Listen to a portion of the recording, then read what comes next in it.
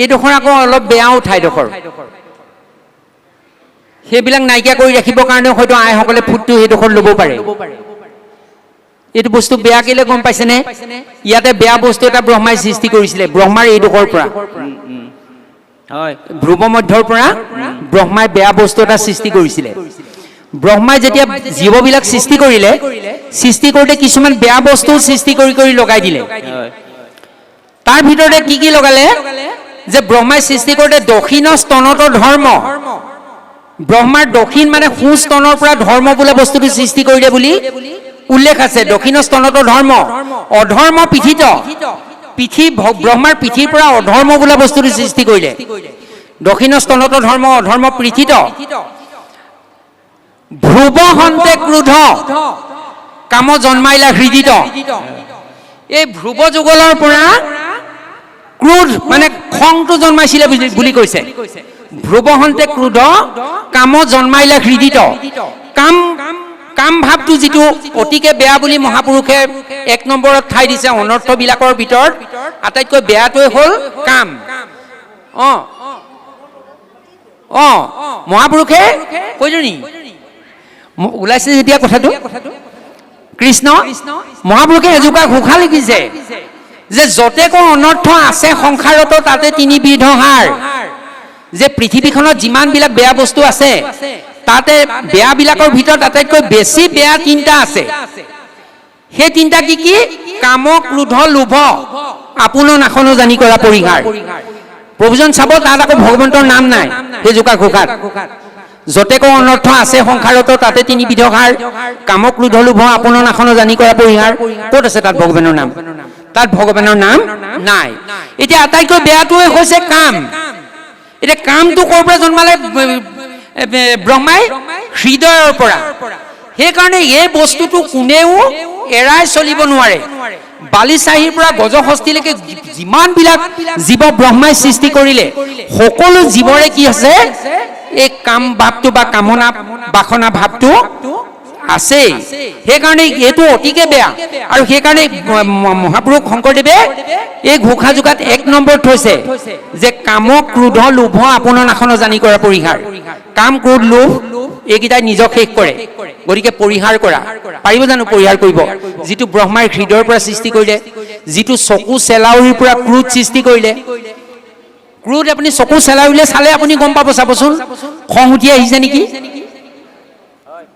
কি ক'বলৈ আহিছা বুলি যদি এনেকে চকু চেলাউৰি মাৰি দিবলৈ জানিব যে উঠিলে আৰু সম্পৰ্কটো ওচৰে নাচাপে আইগৰাকীয়ে যেতিয়া খুব ৰ'দত আহে চকু চেলাউৰিলে চালে গম পায় আইগৰাকীয়ে চবেই গম পায় খং উঠিলে চকু মুখলৈ চালে গম নাপায় জানো এতিয়া চকু চেলাউৰি ডালে চালে গম পোৱা যায় খং উঠিছে নেকি গতিকে এইডোখৰ পৰাটো ক্ৰোধ ভাৱটো সৃষ্টি কৰিলে গতিকে সেই ক্ৰোধ নিয়ন্ত্ৰণ কৰিবৰ বাবে হয়তো আইসকলে ফুটটো এইডোখৰত ল'বও পাৰে কিন্তু মই মিলাই লৈছোঁ দেই ক'তো বস্তুটো মই পোৱা নাই আপুনি প্ৰশ্নটো মোক সুধিলে আৰু সেই প্ৰশ্নটোৰ পৰা মই এটা চিন্তাৰ খোৰাক পাই মই কথাটো মিলাইছোঁ কথাটো গম পাইছেনে কথা সেইটো হ'ব পাৰে গতিকে এই ক্ৰোধ চকু চেলাউৰিৰ পৰা সৃষ্টি কৰিলে বুলি কৈছে তাৰপৰা লোভটো ক'ৰ পৰা সৃষ্টি কৰিলে গম পাই নাপায় তল উঠ হন্তে লোভ মুখে বাক্য ছয় লিংগ দুৱাৰে সপ্ত সিন্ধু ভৈলেক উদয় যে তল উঠৰ পৰা লোভটো সৃষ্টি কৰিলে ব্ৰহ্মাই হৃদয়ৰ পৰা কাম ভাৱটো সৃষ্টি কৰিলে কাম মানে আকৌ বিপৰীত লিংগৰ প্ৰতি আসক্তিটোকে বুলি অকল বুজি নল'ব কামনা বাসনা চব এটা কি বুলি কৈছে যে আত্মেন্দ্ৰিয় প্ৰীতিচা তাকে বোলে কাম কৃষ্ণেন্দ্ৰিয় প্ৰীতিচা ধৰে প্ৰেম নাম মানে আত্ম ইন্দ্ৰিয় প্ৰীতিৰ বাবে আমি যিখিনি কাম কৰোঁ আমাৰ ইন্দ্ৰিয় প্ৰীতিৰ বাবে যিখিনি আমি কাম কৰোঁ সেইখিনিয়ে হ'ল যিখিনি কাৰ্য কৰোঁ সেইখিনিয়ে হ'ল কামনা বাসনা আপুনি আত্ম ইন্দ্ৰিয় প্ৰীতিৰ বাবে আপুনি এতিয়া আপোনাৰ মন গৈছে বহি আছে আপুনি বোলে কিতাপ এখন পঢ়িবলৈ মন গৈছে আপুনি কিতাপ পঢ়িব আপোনাৰ মন গৈছে নহয় মোৰ মোবাইলটোহে চাবলৈ মন গৈছে মোবাইলটো চাব মোবাইলটো চাওঁতে কি ওলাব তাৰো ঠিকনা নাই ইটোৰ পিছত সিটো আহি যাব গতিকে সেই আত্ম ইন্দ্ৰিয় প্ৰীতিৰ বাবে যিবিলাক আমি কাম কৰোঁ সেইবিলাকে হ'ল কামনা বাসনা আৰু কৃষ্ণেন্দ্ৰিয় প্ৰীতিচা ধৰে প্ৰেম নাম আমাৰ ইন্দ্ৰিয়বিলাকে যেতিয়া আমাক কৃষ্ণৰ প্ৰীতিৰ বাবে কাম কৰিব তেতিয়া সেইটো প্ৰেম আমাৰ ইন্দ্ৰিয়বিলাকে যেতিয়া কৃষ্ণৰ প্ৰীতিৰ বাবে কাম কৰিব, এতিয়া আপোনালোকে আমাক মাতিছে, আমি আহি ওলালোহি এতিয়া 10-12 কিলোমিটাৰ আঁতৰ পৰা, এতিয়া কৃষ্ণৰ কথা ক'বলৈ মাতিছে, আপোনালোকে শুনিম বুলি ভাবিছে, কিবা এটা মাতো, আমি শুনোচোন কি কয়নো বা কি ক'ব পাৰিছে সেইটো মই নকওঁ। এতিয়া এইটো হ'ল আমাৰ ইন্দ্ৰিয়বিলাক কৃষ্ণৰ প্ৰীতিৰ বাবে, যে এই যে অহৰহ আপোনালোকে শুনি আছে, আমাৰ নাথ প্ৰভুৱে কৈ আছে, আমাৰ সম্পৰ্কভাৱে পাঠ পঢ়ি আছে, এইটো হ'ল কৃষ্ণৰ প্ৰীতিৰ বাবে আমাৰ ইন্দ্ৰিয়বিলাক কৰি আছে। আমাৰ কণ্ঠই কি ওলাইছে আজি? কৃষ্ণৰ বাণী উচ্চাৰণ কৰিছে, গতিকে এইটো কৃষ্ণৰ প্ৰীতি। এতিয়া কৃষ্ণৰ প্ৰীতিৰ বাবে যিটো কৰা যায় ইন্দ্ৰিয়বিলাকে, সেইটো হ'ল প্ৰেম। এতিয়া গোপীসকলে যেতিয়া বৃন্দাবনত নৃত্য কৰি আছিলে আৰু কি হ'ল, কৃষ্ণ যেতিয়া অন্তৰ্ধান হৈ গ'ল, তেতিয়া গোটেইবোৰে কেনেকুৱাকে কৃষ্ণৰ ভাৱত একেবাৰে মুগ্ধ হৈ কেনেকুৱা কৰিছিলে চাওকচোন। কোনোবা এজনী কৃষ্ণ হৈছিলে, কোনোবা এজনী গাই হৈছিলে, কোনোবা এজনী কৃষ্ণ হৈ গাই দোহন কৰিছিলে, কোনোবাই গছজোপাকে কৃষ্ণ বুলি সাৱটি ধৰিছিলে, কেনেকুৱা। কিন্তু এতিয়া তাহাঁতৰ মাজত সেইটো প্ৰেম। কিন্তু আমাৰ ল'ৰাই দুটাই যদি এজনী ছোৱালী যদি কেনেবাকে পচন্দ কৰিবলৈ হয়, সেই দুটাৰ মাজত কম্পিটিশ্যন হ'বনে নহয়, যে কোনে লাভ কৰিব পাৰিব তাই? তেতিয়া সময়হে ক'ব কি হ'বগে সেইদিনাখন, নহয়নে? কিন্তু গোপীসকলে এজন কৃষ্ণক পাবলৈ 1600 গোপীয়ে ব্যাকুল হৈছিলে, কিন্তু সিহঁতৰ মাজত তেনেকুৱা প্ৰতিদ্বন্দ্বিতা হৈছিলে জানো? নাই হোৱা। সিহঁতৰ মাজত তেনেকুৱা প্ৰতিদ্বন্দ্বিতা হোৱা নাই, সেইটো হ'ল প্ৰেম। ইগৰাকীয়ে সিগৰাকীক সহায়হে কৰি দিছিলে। কোনোবা গৰাকী যদি বকাসুৰ হৈ দিছে, কোনোবা এগৰাকী কৃষ্ণ হৈ তেওঁকে নিধন কৰিছে, অৰ্থাৎ একেবাৰে একেলগৰ, অথচ স্বামী এজনেই, কোনো ঈৰ্ষা ভাৱ নাই, কোনো ঈৰ্ষা ভাৱ নাই। কৃষ্ণ। গতিকে এতিয়া এই গোপীসকলে, মই এবাৰ ৰাসৰ গোহাৰি এখন লিখি দিবলৈ মোক কৈছিলে, মই লিখোঁতে এই কথাটো উল্লেখ কৰিছিলোঁ যে প্ৰথম ভাৱৰীয়া বুলি ক'লে আচলতে আমি গোপীসকলকহে পাওঁ, আৰু ভাওনা শব্দটো ভাৱনা শব্দৰ পৰা উৎপত্তি হৈছে, ভাৱনা। আৰু এই ভাৱত বিভোৰ হৈ যি অভিনয় কৰে, যি কৰে, সেয়াই হ'ল ভাওনা। এতিয়া কৃষ্ণৰ ভাৱত বিভোল হৈ গোপীসকলে যিটো কৰিছিলে, গোপীসকলে সেইফালৰ পৰা প্ৰথম ভাৱৰীয়া বুলি ক'ব পাৰি, অৰ্থাৎ কৃষ্ণৰ ভাওটো দিছিলে। কোনোবাই গোপী হৈছিলে, কোনোবাই গাই হৈছিলে, কোনোবাই কৃষ্ণ হৈ গোপীৰ গাই দোহন কৰাৰ যিটো সেইটো এক্টিং কৰিছিলে, অভিনয় কৰিছিলে, সেইফালৰ পৰা গোপীসকলে হ'ল কৃষ্ণৰ ভাৱৰ ভাৱৰীয়া। আৰু এতিয়া এই ঘোষা জোকা, পিছৰ ঘোষা জোকা নকলে আগৰ জোকা ঘোষা অৰ্থপূৰ্ণ নহ'ব। যে যিটো কৈছে যে য'তে ক অনৰ্থ আছে সংসাৰতো তাতে 3 বিধৰ কামক্ৰোধ লোভ আপোনাৰ নাখন জানি কৰা পৰিহাৰ। কাম, ক্ৰোধ, লোভ, এই তিনিটাই অতিকে বেয়া, এই তিনিটাই মানুহক নাশ কৰে, গতিকে পৰিহাৰ কৰা। সেই তিনিটাৰ পিছৰবোৰো কম নহয়, যে কাম, ক্ৰোধ, লোভ, মোহ, মদ, মাৎসৰ্য, দম্ভ, দ্বেষ, অহংকাৰ, অসূয়া, ঈৰ্ষা, অপ্ৰীতি, এইবিলাক জানো ভাল? কিন্তু আটাইতকৈ তাৰ ভিতৰৰ পৰা বাছি আনিলে এই তিনিটা। 1 নম্বৰতে কাম, 2 নম্বৰতে ক্ৰোধ, 3 নম্বৰতে লোভ। এই তিনিটাই নিজক ধ্বংস কৰে, গতিকে পৰিহাৰ কৰা। কিন্তু পৰিহাৰ কৰা বুলি ক'লে পাৰিব জানো? ব্ৰহ্মাই যিটো বস্তু হৃদয়ৰ পৰা সৃষ্টি কৰিছে, বিভিন্ন অংগৰ পৰা সৃষ্টি কৰিছে, তাৰপিছতে মহাপুৰুষ মাধৱদেৱে কিন্তু উপায়টো দিলে, ব্ৰহ্মাও ফেইল হৈ যাব। ব্ৰহ্মাই যদি হৃদয়ৰ পৰা সৃষ্টি কৰিছে, সেইভাৱে আপোনাক একো দিগদাৰ কৰিব নোৱাৰে। পিছৰ জোকা ঘোষাত লিখিলে, আত্মানাশ হেতু কাম, ক্ৰোধ, লোভ, নৰকৰ 3 দ্বাৰ, জানি তাকতে যি কেৱলে কৃষ্ণৰ ভকতি ককৰা হাৰ, ৰাম ভকতি ককৰা হাৰ।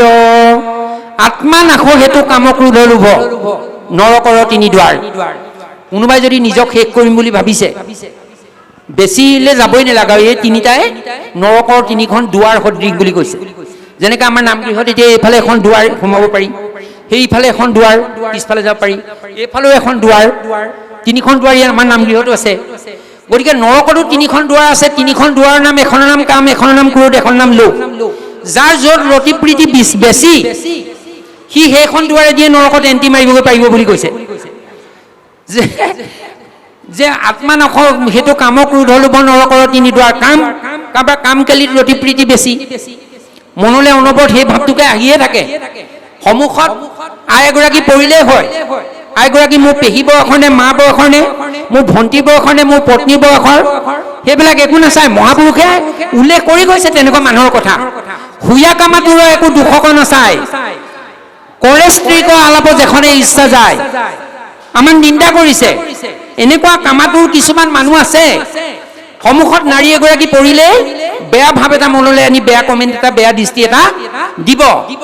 তেতিয়াহ'লে সেইবিলাকত যাৰ ৰতি প্ৰীতি, খংটো যেনিবা নাই ধৰক, খংটো অকণমান কম, কিন্তু তলে তলে দেখাত শান্ত যদিও সেই বস্তুটো আছে, সি তেতিয়া সেইখন দুৱাৰেদি নৰকত এণ্টি মাৰি পাৰিব, কাম নামৰ দুৱাৰেদি।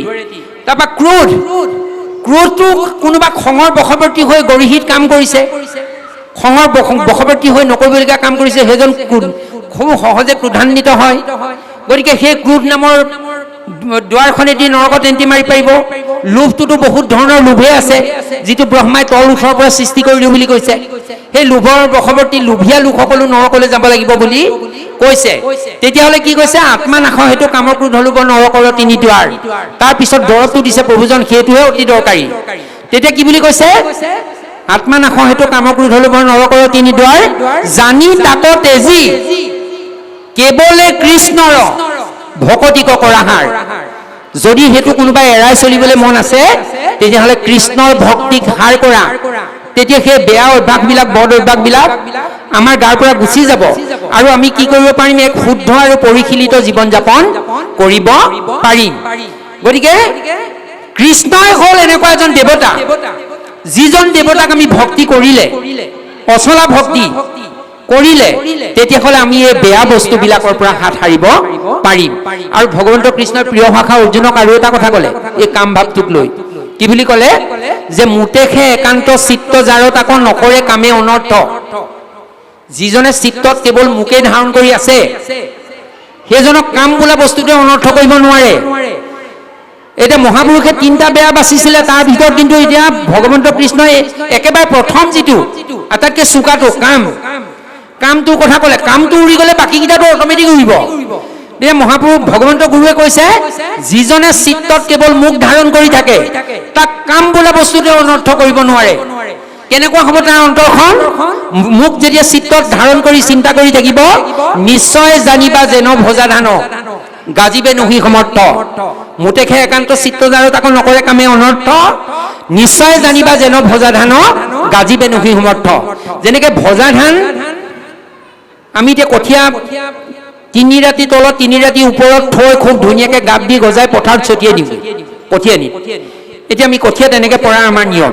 কিন্তু ভাজি লৈ যদি কঠীয়াখিনি 7 ৰাতিও তলত 7 ৰাতিও ওপৰত গাপ দিলে গজালি ওলাবনে? কেতিয়াও নোলায়।